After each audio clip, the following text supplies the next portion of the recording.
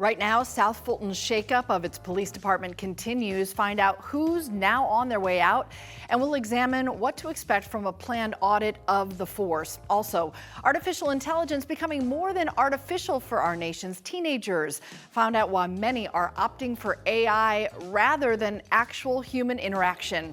And we'll dig deeper into the impact on the young person's health. And Georgia's got a new six-legged problem, and it's hungry. We'll look at why the spotted lanternfly has officially gone from a rare sighting to a real threat and learn why ignoring it could cost us big. This is The Take.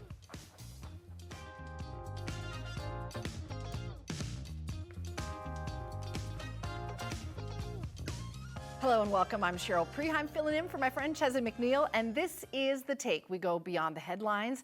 We look at why and how stories are impacting your community. Experts will share what they know, and we'll have a little fun too.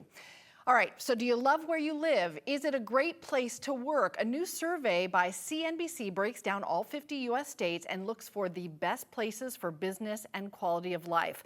Let's start with the positive. It found that the Peach State, 7th overall when it comes to business, with Georgia scoring top 10 marks with regards to overall economy, infrastructure, and workforce. As my mom would say, we also have room to grow, a lot of room to improve according to this survey when it comes to quality of life in our state. It ranked Georgia 45th out of 50 and gave us an F, one of 9 states to get that failing grade. Among the metrics that led to the score were crime rates in Georgia, both violent crime and property crime, also issues with overall health care access, and poor quality over the environment. So let's get inside the numbers now with Tommy Pierce, Executive Director of the nonprofit data and research group Neighborhood Nexus. Welcome to the show. Thanks for having me. Good morning. Good morning. All right, we all have our pro and con lists, right? Things we love, the issues we see around us, but these rankings seem to send a mixed message here. What's your take? Yeah, it's interesting. I never really see Georgia in the middle of these lists. We always seem to be right at the top or right at the bottom. And so, my first question is always for whom, who is experiencing this low quality of life? Because I know it's not everyone, right? And so really trying to disaggregate this data is what we spend our days doing for organizations across the state. And, my take is that it's driven by huge disparities, right? So we have these huge gaps in Georgia that either pull us up to the tops of rankings or drag us really low. That's a really important point because Georgia has for many years been right at the top of the list when it comes to income inequality. So what might be working for one group is certainly not working at all for another group. So that's a very important point. So let's look at that 45th out of 50 for quality of life. How important of a metric is that when we're looking at a state's overall business climate? Yeah, I think it's an important metric overall because it starts the conversation. It draws attention to say, okay, if this is a great place to be an employer, how do we make it a great place to be an employee? And that's a lot of families, a lot of working households across our state. And so, when there's a huge kind of index or a big number like this, I think this one was 135 different measures kind of all smashed together. We've got to really figure out what's driving this, what's behind the scenes, what's pushing us to the bottom so that we can develop a solution, right?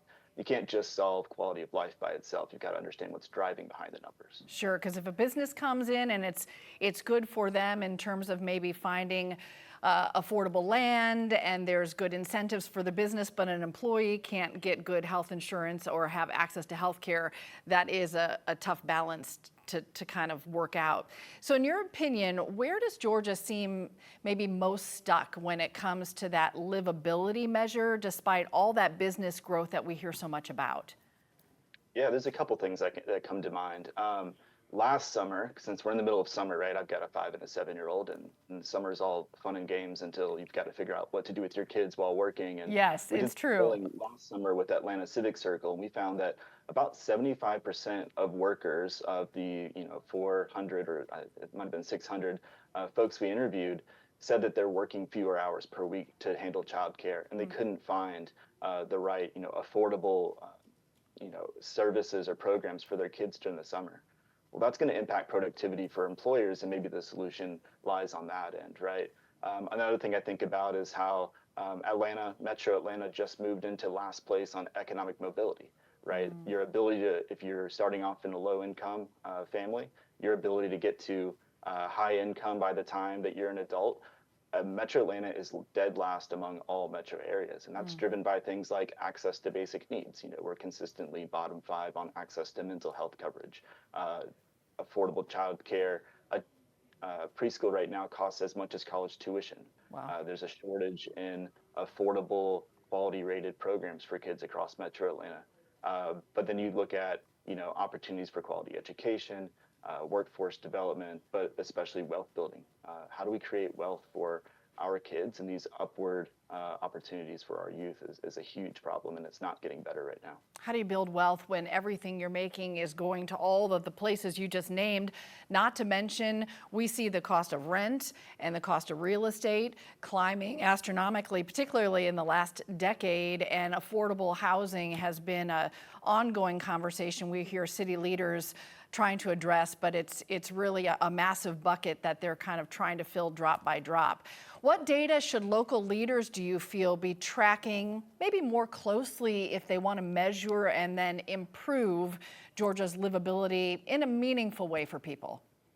Yeah, I mean, the stat that keeps me up at night across the 5 core counties in Metro Atlanta, Clayton, Cobb, DeKalb, Fulton, Gwinnett, we've got 12,000 homeless students, public school students, right? That's 1.9% of the student population, which might sound a little low on a first take, but that's just upsettingly high. That's 1 in 50 kids. So you could walk into 2 classrooms and statistically you've likely met 1 homeless student that's either living in a hotel, couch surfing with friends or family, or in a shelter. Now we know that that's not evenly distributed, so this is going to be higher rates in different areas. And so they're really focusing on the disparities, which, doesn't matter what you're mapping for Atlanta, but every map will look the same. The other thing I think a lot about is how do we build social capital for youth, making friendships and connections across economic classes. But the last kind of data indicator I would look at is looking at what already works, especially with wealth building, like you just mentioned. The Grow Fund and Kindred Futures have been, launching baby bonds programs in Atlanta neighborhoods and in a few rural places, and we know it works. They've done the research. So with or without state support, we know some of these opportunities are working, and the evidence exists. So important to look at the hard stuff, right? Because that's the only way you can really talk about solutions. So let's talk more about those solutions. Could private sector be a big part of this solution in boosting overall livability for everybody? Yeah, private sector has to play a part. I mean, we're in an environment right now where whether you agree with it or not, there is less federal dollars coming into our state and our communities.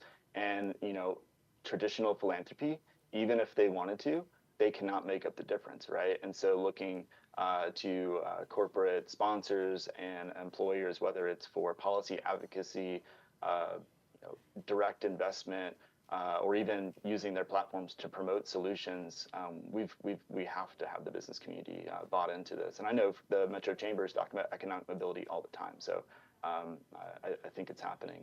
It just needs to happen at a bigger scale. All right. Well, we really appreciate the insight and the conversation, Tommy Pierce. Thanks for the time. Thank you. All right. We got a lot more coming up for you here. You are watching The Take, and we will be right back. President Trump is trying to turn the focus from the Epstein files, but the controversy over the late convicted sex offender still consuming Washington and dividing a lot of Trump supporters. Joining us now, NBC's correspondent from Washington, Alice Barr. Good morning, Alice. Good morning, Cheryl. All right, Alice, we're learning that the president was told that his name was in the Epstein files. Break that down for us. What's been the fallout at the White House? Yeah, so the Wall Street Journal is out with new reporting that President Trump is named in the Justice Department's Epstein files, the unreleased files. And it's important to note that we already knew that President Trump was named in what has been made public evidence in this case. So that's not really a surprise. We already know that there was a past relationship, that President Trump and Jeffrey Epstein socialized together in the past, and the president has been adamant that he cut that relationship off some 2 decades ago at this point. point. But the Wall Street Journal is citing senior administration officials, noting for the first time that Attorney General Pam Bondi told the president back in May that his name appears multiple times in these files, along with many other high-profile figures. President Trump was asked about that last week, whether he had been told that he was named, and he said no. He said that Attorney General Bondi had only given a very quick briefing. Important to note that a Justice Department official tells NBC News a mention of anyone would not necessarily suggest wrongdoing, and they've not confirmed anything about the president being named, being told, etc. The Attorney General also said that nothing in the files warranted further investigation or prosecution, and the White House is just roundly rejecting the Journal's reporting here. Well, we're certain the calls for release and more information will continue. Everyone pretty stirred up over this one. So, Alice, let's shift gears now. Talk about the House subcommittee. Right. So there was a new vote in the subcommittee on a bipartisan basis. 3 Republicans joined the Democrats to move to subpoena the Justice Department to give them full files on the notorious sex offender Jeffrey Epstein, though they specified that any victims' names would be redacted from those files. And then it would be up to that committee to decide whether those files would then become public from that point. The subcommittee is also seeking subpoenas for high-profile names, including former President Clinton and a string of past attorneys general. And this is a subcommittee of the House Oversight Committee, which confirmed they are going to go ahead and do this to try to get these subpoenas. That committee did already formally subpoena convicted Epstein accomplice Ghislaine Maxwell for a deposition next month. That date is set. And the Deputy Attorney General is expected to meet with Maxwell as soon as today. An attorney who represented more than 200 victims of Epstein's sexual abuse says that those victims are deeply anxious that Maxwell could be pardoned in this case, questioning why else she would speak if she's getting nothing out of it. So that's an important element to watch here, and questions as well about her credibility. Cheryl. Really important element there, Alice, and a woman who has a lot of information. The question is what might or would be shared. All right, Alice Barr, always appreciate the updates out of Washington. Thanks so much for the time. Plenty more for you coming up on The Take you're watching here on 11Alive Plus. There's been a lot of news and controversy coming out of South Fulton, and last night we learned that South Fulton's police chief, Keith Meadows, is set to be placed on administrative leave. Meadows was named South Fulton's first ever police chief back in 2018. He accepted the job after having served as College Park's police chief for 3 years. Before that, Meadows spent nearly 30 years with the Atlanta Police Department. The city says his leave will begin August 5th. This is the latest development concerning the South Fulton Police Department. It's also now facing investigation after lawsuits were filed against Chief Meadows and the city. Last week, the City Council signed off on allowing a third party to look at the lawsuits and assess the entire department. It will review police promotions and internal affairs investigations over the course of the last 3 years, and there will be an effort to lay out a thorough understanding of police standard operating procedures. The review will also examine rules surrounding discipline along with human resources policies. So let's bring in Professor Thaddeus Johnson from Georgia State Department of Criminal Justice and Criminology. He's also spent a career in law enforcement spanning more than 20 years by combining field service and command roles. So I know you understand this from every angle, and we really appreciate you being here on the show. No, thank you for having me again. Thank you for covering this important conversation. From your experience and your perspective, why are these third-party investigations so important in maintaining public trust when it comes to local police departments?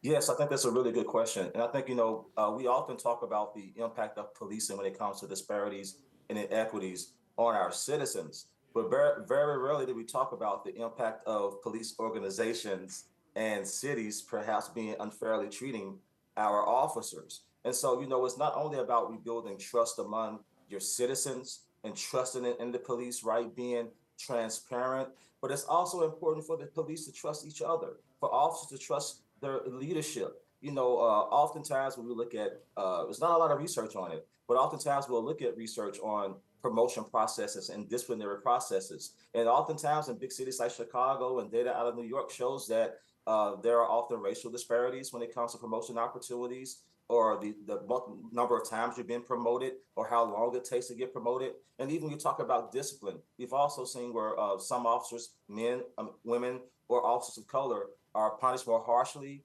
or more severely or more often than their counterparts. And so, yes, the citizens must trust the police, but how can the citizens trust a department that doesn't trust themselves? And so it's important for a third party to come in where that trust is lacking, so they can do so. We've seen other cities do this. It's a very good idea if we hire the right third party firm so we can move forward. It is a possibility that the administration and the city hasn't done anything wrong. And if that's the case, we need to not hamstring them, and so we can move forward so people can trust them and they can move forward with their jobs. If we find that there has been some dirty business going on, then the citizens need to know, and the good officers want to know, and they can move forward trusting, knowing that they did their due diligence to make sure that this was fair, impartial, and thorough. So I applaud them for actually taking this step. Even if it's not substantive, at least symbolically,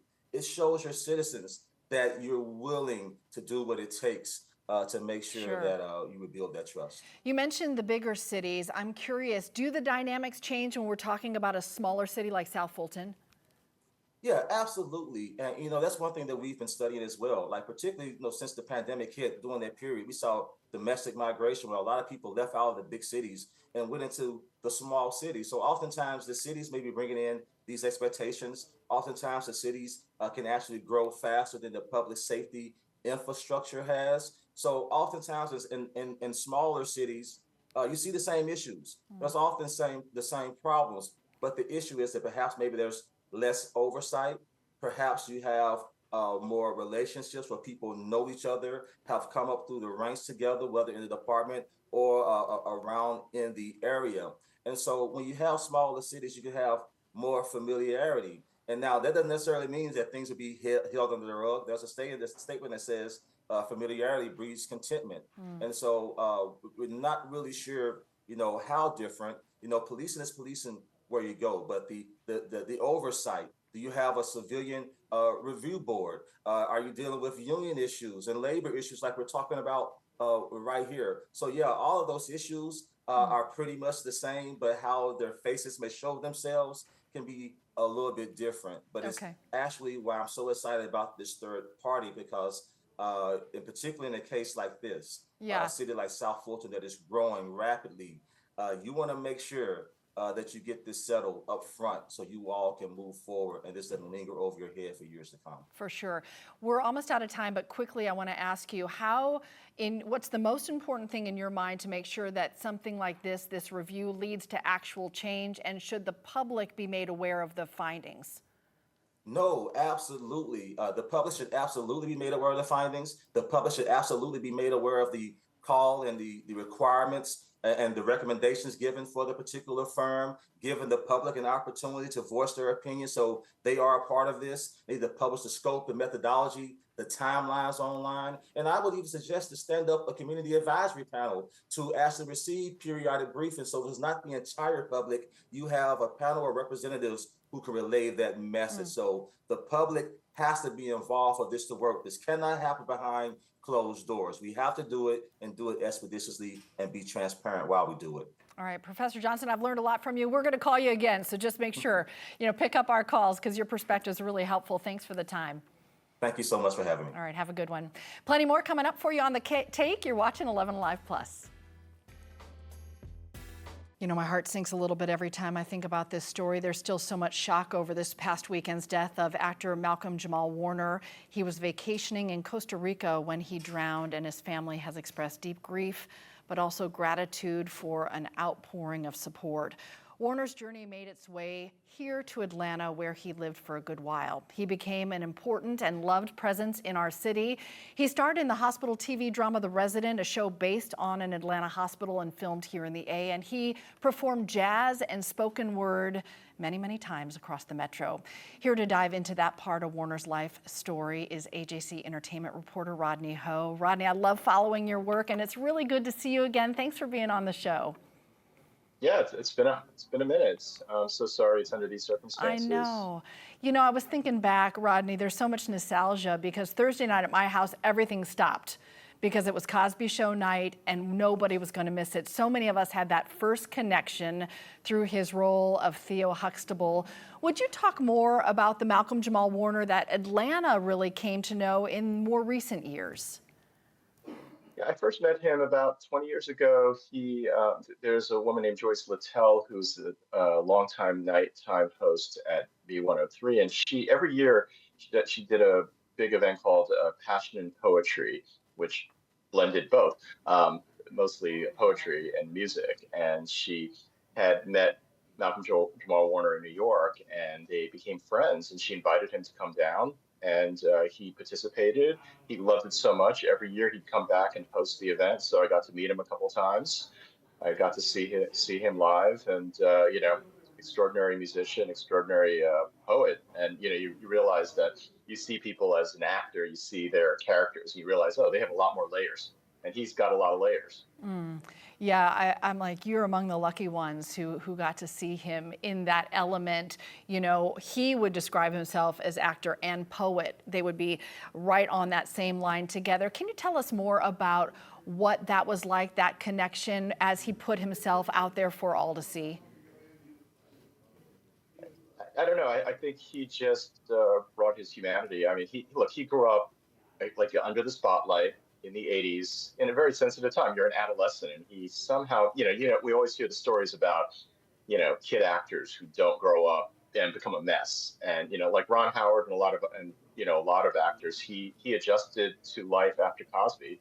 I mean, he found plenty of TV roles, and he built his life. And what's interesting is, he moved here about 6-7 years ago for The Resident, and I get the impression he really liked being semi-anonymous here. I think people treated him with respect, and they didn't treat him like Theo, Yeah. So Yeah, that's and, such a hard transition for a child actor, like you said, because you don't want to be just kind of stuck in that typecast your whole life. And it's interesting, Rodney, because he hosted, as you know, that podcast called NA stood for Not All Hood, and he looked at the lived experiences and identities of Black people in America. And his most recent episode, he actually talked about that journey as a child actor and evolving from there.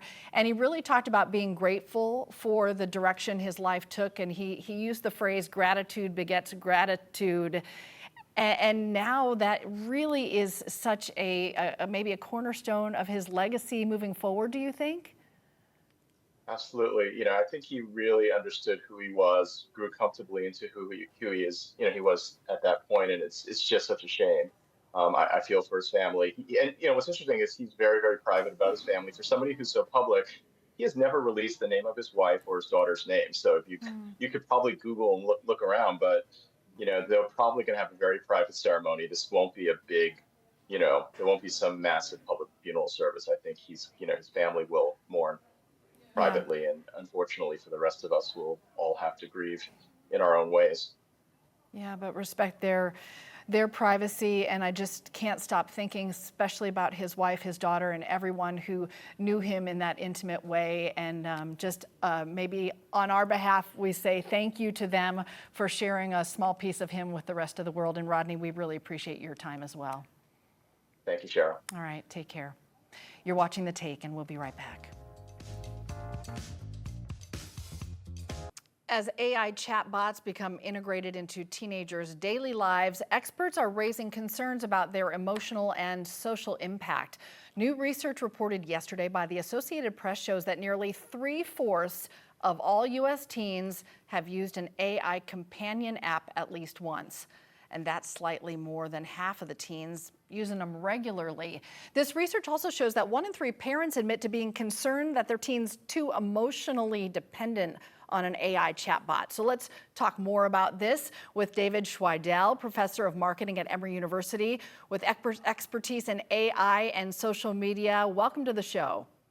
Thanks a lot, Cheryl. All right, I'm a parent of 3 teenagers and a 3rd grader. So I'm like leaning in and don't know really what to even do with this conversation. What do you think AI chatbots are becoming so emotionally appealing, especially to teens?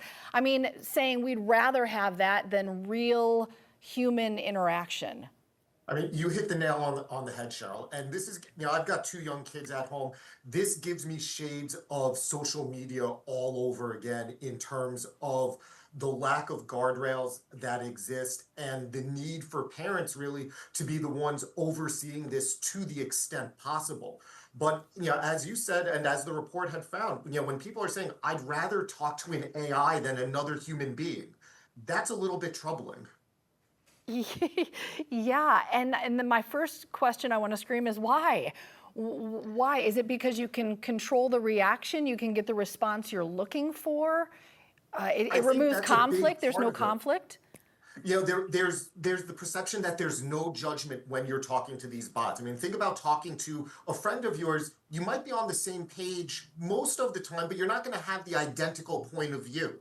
So these chatbots are largely going to confirm what they're being told. They're going to give you that positive feedback. They're not necessarily designed to be challenging you. So that may be part of the appeal is I have something, I want that confirmation. I'm not necessarily looking for different opinions. Well, and then that raises an important question when we talk about kind of greater society, because you're going to meet people in your life that you don't agree with. Critical thinking is an important piece for our society as well. So without this, you're not learning to navigate any kind of differences or conflicts. Is that one of maybe the top risks you see, or what risks do you see when these AI companions start replacing real relationships? Absolutely. I mean, AI is getting embedded into many different aspects of society.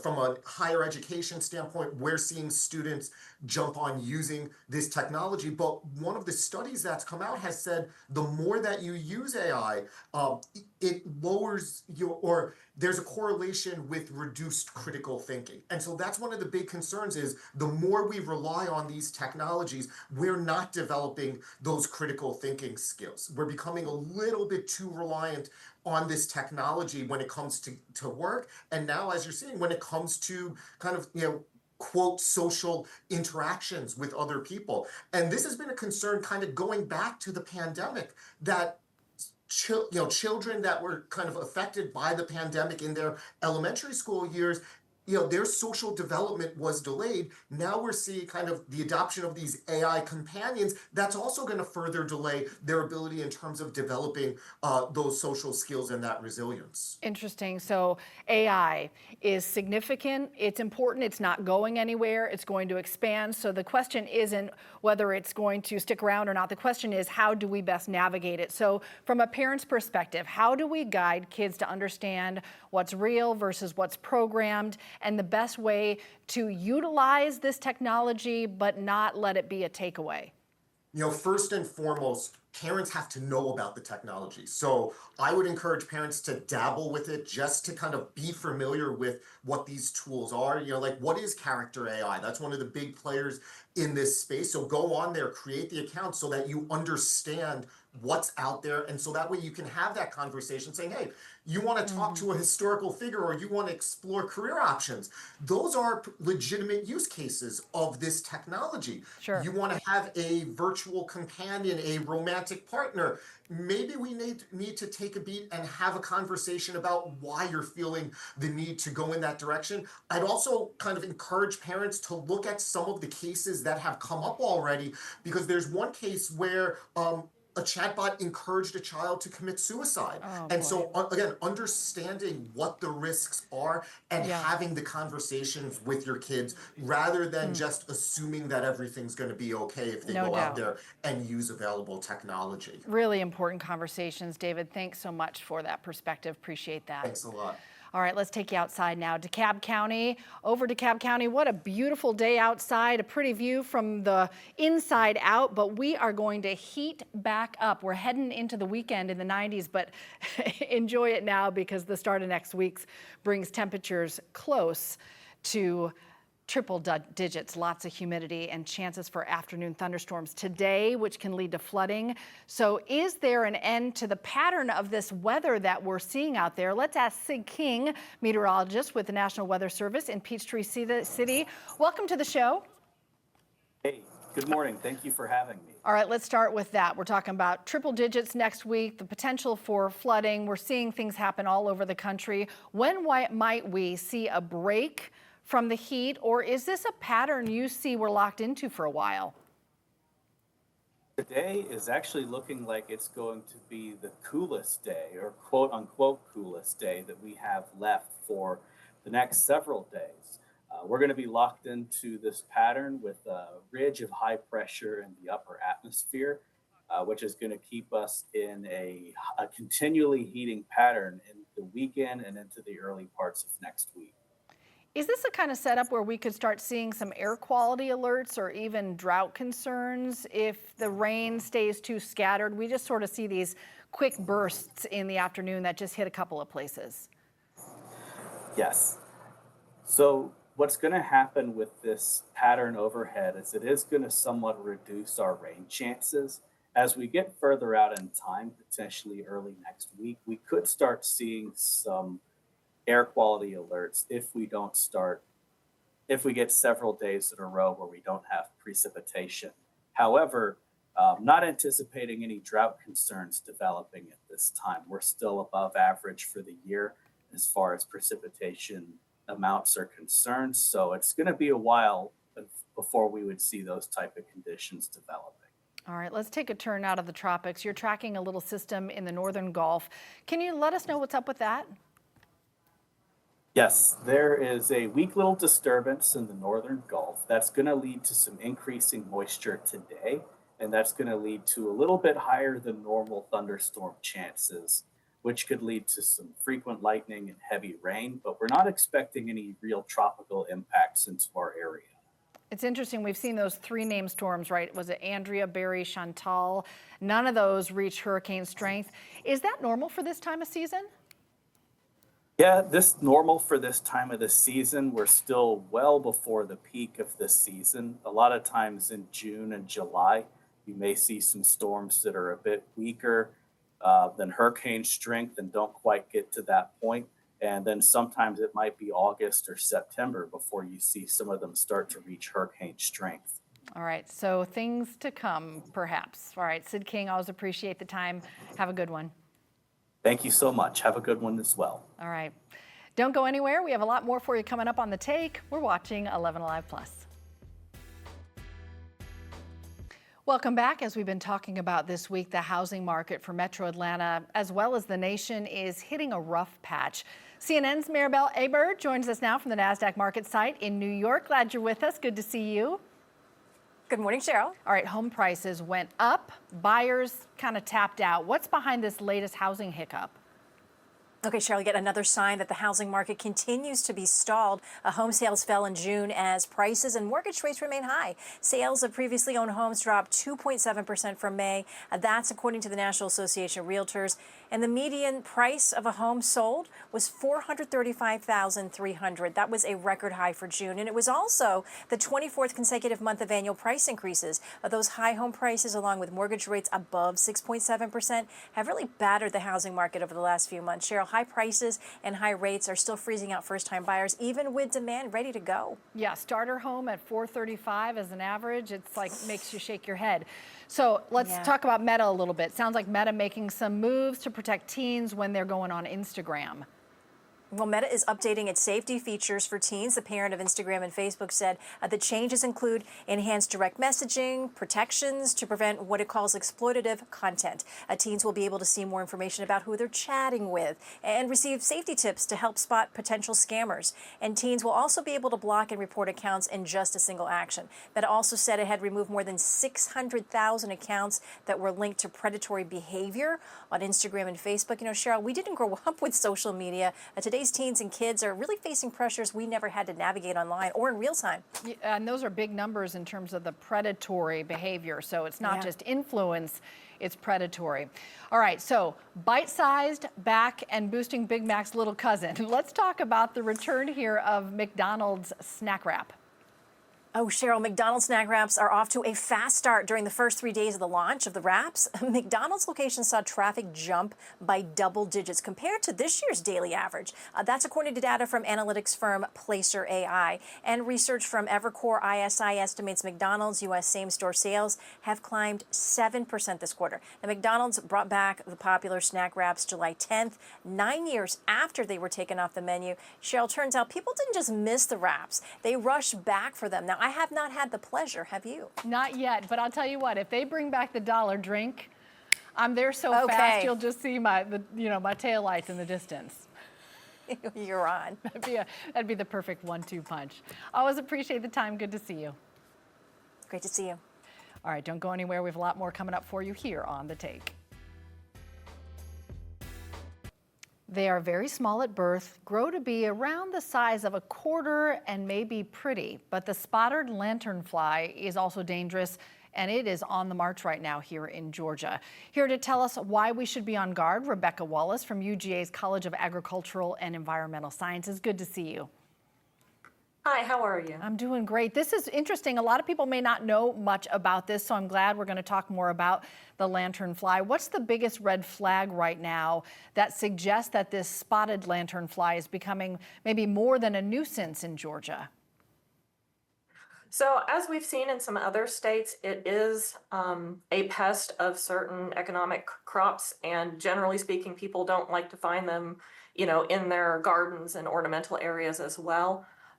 It does impact different crops like peaches, grapes, and apples, of which some we do have those crops in Georgia. They're not our big money makers, but they are very important crops within Georgia. They may not be money makers, but it is the peach state. Don't mess with our peaches. It's interesting to see the pictures of them. You understand why they have the name. The spots are very distinct on them, so now we know what we're looking for. Walk us through how quickly the species could spread across the state if unchecked. I actually can't speak to how quickly that could happen. There's a lot of factors that go into play, and especially when it comes to having people be on the lookout for those species. That really helps with regards to when they're found, they can then be treated. So that's why we're asking the public to be on the lookout for these species and to report it as soon as they find them. That way, our various partners at UGA and the USDA and Georgia Department of Ag and so forth can respond to those reports as they come in. All right, so it's really important to know what we're looking for. Describe more what we should be seeing, and we'll show some more pictures as well. So the insect goes through several different life stages, as insects tend to do. The egg stage is usually covered in a waxy kind of grayish covering. It tends to just look like a splotch of mud on, say, a tree or a flat surface. They will hatch into these very small black and white. They almost look like ticks, or they could be confused maybe with some early instars of stink bugs. And then the last instar, the last stage before the adult, is red, black, and white. So it's very distinctive. And then as the adult, as you said, it's spotted. It's got red underwings, and it's, I don't know, about an inch long. When we show the picture that when they're on the bark and they're in that mud phase that you described, is that the best opportunity to try to get rid of them? If you see those, you can kind of destroy them at that phase. What should someone do if they find them and maybe do their part to help slow the spread?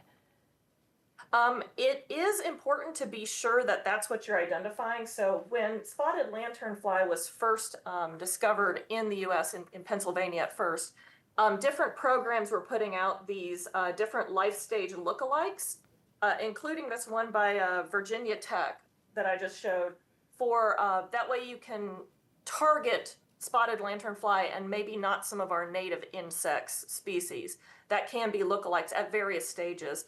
So a lot of different programs, universities have put out state-based lookalikes for different life stages of these species. So if you do identify in this case, egg mass there's a lot of programs that talk about squishing and scraping on the bark or on the flat surface you find those eggs on. All right. You mentioned, if you see them, reach out. Where should we call? Who do we reach out to? Is it an email, a phone call? So the University of Georgia, the Center for Invasive Species and Ecosystem Health, has a program called EDDMAPS, EDDMAPS, that you can report through, as well as the Georgia Invasives website, gainvasive.org. And that website has a report form for spotted lanternfly. No matter which one of these ways that you report, it will go to people at UGA, people with Georgia Department of Ag, and so forth. So they will be the first to know that these reports are coming in. We're so happy that there are people who not only love bugs, but love studying them so they can teach us about it. I just have this question that keeps popping up in my mind. Why us? What makes Georgia a place that really facilitates the spread of an insect like this? Well, I mean, we just have the environment and the species that it can survive. So, the insect came over. We're not 100% sure how. And as it spreads throughout the eastern United States at this point, it's just looking for things it can feed on, things that it can lay eggs on, and continue the life cycle. So the primary host for this species, not the only host by any means, is tree of heaven. And Georgia does have tree of heaven, especially in the northern part of the state, which is where the spotted lanternfly is being found. So it was first found last year in Georgia, around the Atlanta area, and there's a fair amount of tree of heaven in that area. Now, we're also, again, concerned about our grape production that's up in the northern part of the state, and that's also where we tend to also have peaches and apples and things like that. Yeah, and agriculture is important, an economic driver in our state, and something we all enjoy consuming. So this is really important for our farming friends and for our state, and we really appreciate you teaching us about it and showing us what we need to be on the lookout for. Rebecca Wallace with UGA, thanks for the time. Thank you. All right, we have much more coming up for you here on The Take. Hope you'll keep watching here on 11Alive Plus.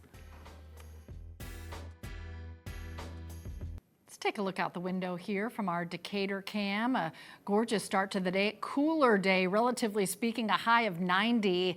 And after the stretch we've had, that feels like a nice little break in comparison. But hang on, next week we could be hitting triple digits again. Keep an eye out this afternoon. There's a 30% chance of scattered showers, some storms, maybe lightning and thunder in the afternoons as well. Sort of a pattern we've been locked into here for a bit. So our team here will keep you updated on all of that throughout the rest of the day. Before we go, my final take, some thoughts about safety and options to get around our busy city. As a woman and a mom to a daughter, this new move by Uber really hits home. Have you heard about their new safety feature? They've launched it. It's called Women Preferences. It gives women the option to match only with women drivers or riders. It's not live in Atlanta just yet, but it is rolling out across the United States, and it's driven by feedback from women saying that, hey, we want more control, and really, we want more peace of mind. Let's be real, rideshare isn't just a convenience anymore. It's a necessity for a lot of people, maybe students, single moms, late night workers. Having reliable, safe transportation is essential. So here's how this new program from Uber works. Women riders can now choose to ride with a woman driver on demand or by booking ahead. Women drivers can also choose to only pick up women riders, especially during those evening or late night shifts. And it's all flexible on or off the setting based on comfort. Just 1 in 5 Uber drivers in the U.S. are women. That stat alone tells you why this is an option that matters. Is it a fix-all? No, but it's a step forward toward more choice and more safety getting from point A to point B. Hope it's a great day wherever it takes you today. Thanks for being with us here on The Take.